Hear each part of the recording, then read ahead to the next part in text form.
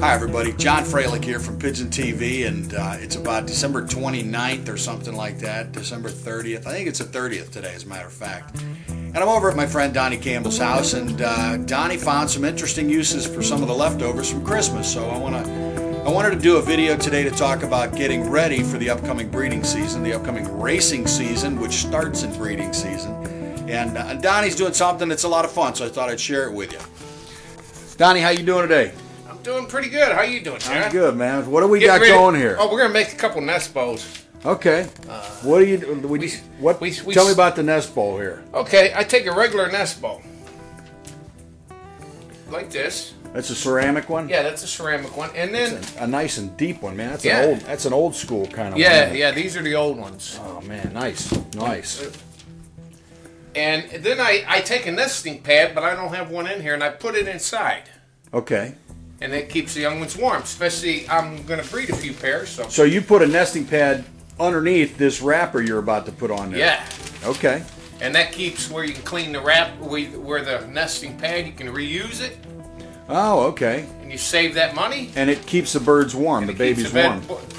Plus paper is an insulator. Right. When they used to insulate old houses, they used paper. I'll be darned. But now they don't because they burn. Because it burns. Right. Okay, and then I take and I put the nesting bowl in the middle with the nesting pad in it. You got one sheet of paper? And I got one sheet of paper. I fold it over. I go to the other side. I fold it over. Okay. Then I go to each side and I fold it in. All right. Okay. Go to each side and I fold it in. And once I got it folded in, I'll take me a piece of tape and I'll tape it here. Got it. Tape that down. Then I'll fold it over.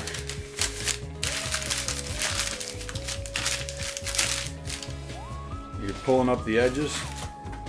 And the 2-inch tape. Did it? The 2-inch tape they use for Christmas packaging. Sure. I'll take this and I'll go around the edges. And it pulls all that in. Oh, gotcha. Okay, now it keeps the nesting, keeps it all right there. And once I have that done, then I go back, then I go to building my nest. And this is the interesting part. This is what caught my eye. Let's talk about what you do to build the nest for the bird. These are a real soft pine needle.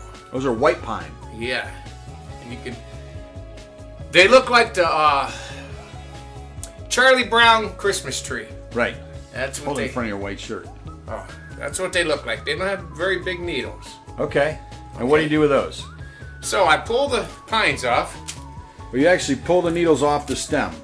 Off the stem, and then you can find these. You can even find these already brown on the ground around August, around these type of trees. Okay. So then I put these in the nesting bowl. Now, why are you putting pine needles in the bottom of the nest bowl? For bugs.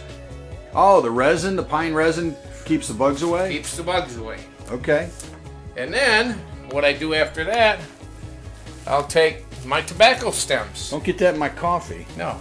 Then I'll take my tobacco stems. Okay, so these are just tobacco stems you bought from, say, Global Pigeon Supply. Global Pigeon Supply. They got, okay. And then I'll take these and I'll soak them in water. And I'll go around. What do you mean? So you take the whole bundle and just wet it, or what do you do? I'll take as many as I think I'm going to make nest. Okay. Okay. And then run them under a faucet? No, then I'll leave them like in a bucket, or I do mine in the sink. For how long? And I just lay them in there for half an hour. Oh, okay. Then I pick them up 2 or 3 at a time, and I start going around the nest. Gotcha. Okay. To where. Well, let's see what they look like when you're done with them. Now you had that on the floor to dry it out. To dry it out. Because the tobacco stems. Yep, the tobacco stems. And the paper was wet. So you wet the paper a little too, because it soaks up from the tobacco. It soaks up from the tobacco being wet. Right. So that's what they look like when they're done. Well, that's an awesome looking nest bowl, Donnie. And I can see why your birds breed excellent babies. You got the tobacco stems to keep the bugs away. You got the pine needles to keep the bugs away.